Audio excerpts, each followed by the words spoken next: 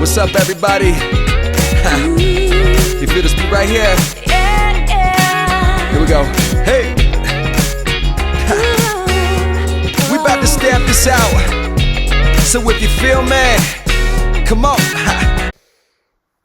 Hi. Okay, so I just got through 3 of the 4 cards for this class and realized I did not hit the record button. So I'm going to assemble the last card for you. I'm going to show you the other 3 cards. They really don't need a whole lot of explanation, to be quite honest. And then what I will try to do is recut all the cardstock and then redo the video for you. But for time's sake, because I know I am behind on this class, I want to get something over to you. So this one probably is the one that you will need the most instruction.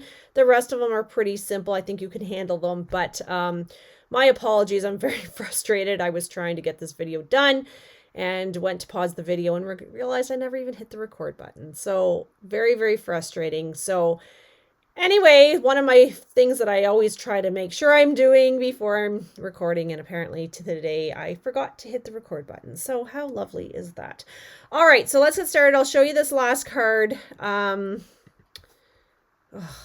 can't believe I did that, honestly. Okay, so this last card uses your white card base. This is Petunia Pop, and what I've done is I've actually embossed this with the new Swirl embossing folder.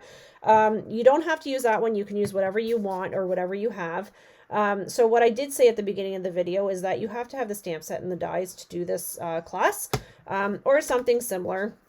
So for the most part, it's just flowers, so you can use whatever you have. This one, I've die cut everything that I can die cut for you. I just can't, I'm not allowed to stamp anything or die cut. So, yeah, I'm so frustrated. I'm so sorry. Okay, so this one, what I've done is I saw this card or like a similar thing like this from Patty Bennett. And it's funny because I've been racking my brain to see if I could actually do this. And then when I saw Patty did it, I was like, oh, it is possible. So fantastic. But here is the birdhouse. So what I've done is I've cut this out so it's actually a card. And then I've cut another piece of the wood grain to put on top. Okay. So I'm going to go ahead and adhere those two together. So I'm so excited that you can do this because I can see this being adorable. Patty just did hers as the birdhouse, as the actual card. But I thought, well, what if we put that on the front of a card and then use that kind of as like a peekaboo, right? So what I've done here is, so there's the wood grain. Okay, so this is just going to dry. So I just want to give that a second. What I've done is I've stamped and cut out a lot of the elements just for time savings.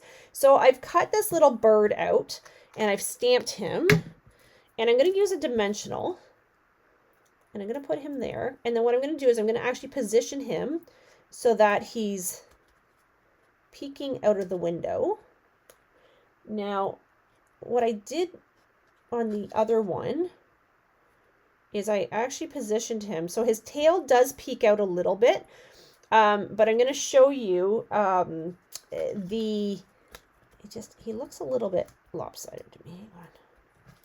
Whoops, now he's running away on me. Okay, maybe I should give up on videos today. I don't know. Not having a very good morning already, and it's not even 9:30. Okay, here we go. There. Okay. So what I did though was I actually placed this flower here so that it covers up his tail. Okay, so now depending on how much you want him to peek in and out, that will depend. But I've actually just placed that flower here just to kind of cover that up a little bit. So if I use the dimensional here and right about there. Okay, so he looks like he's peeking through the little birdhouse. Now, I actually do need to place this piece here. So I'll run a little bit of adhesive here. Okay.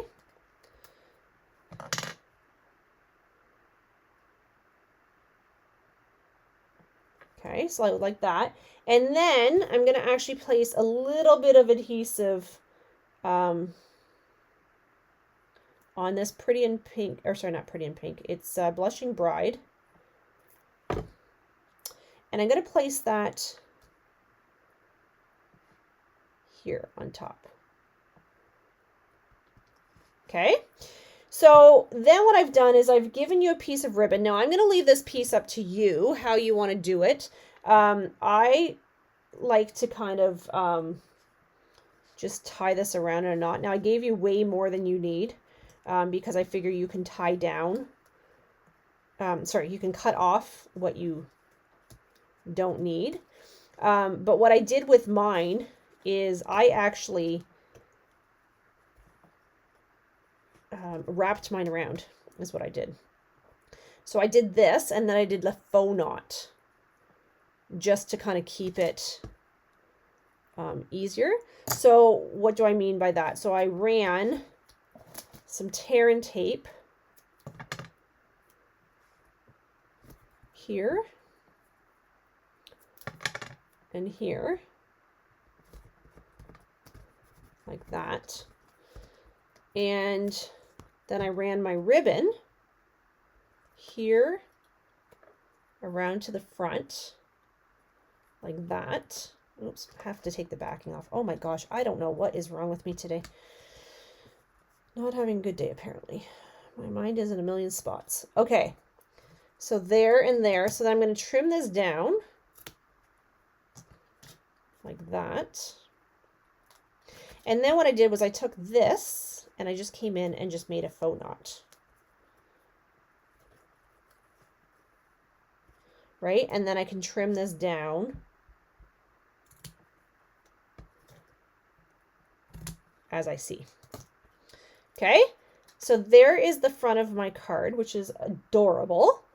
And then I'm going to just adhere this to the front of my card. So you actually, oh, actually, what I did in here too was I stamped happy birthday right along here. So that when you open this card, oops, yeah, I wanted happy birthday.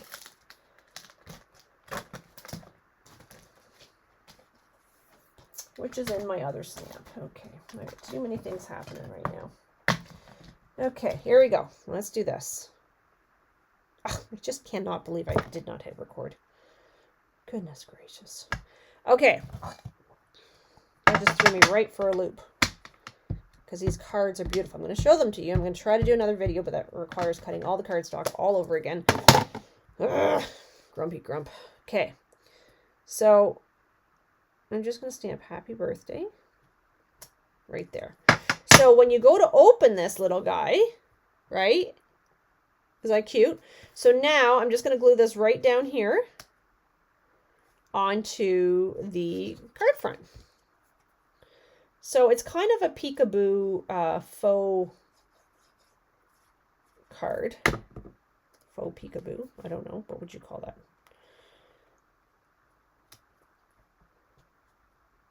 So again, this might take a second to dry just because of the embossing.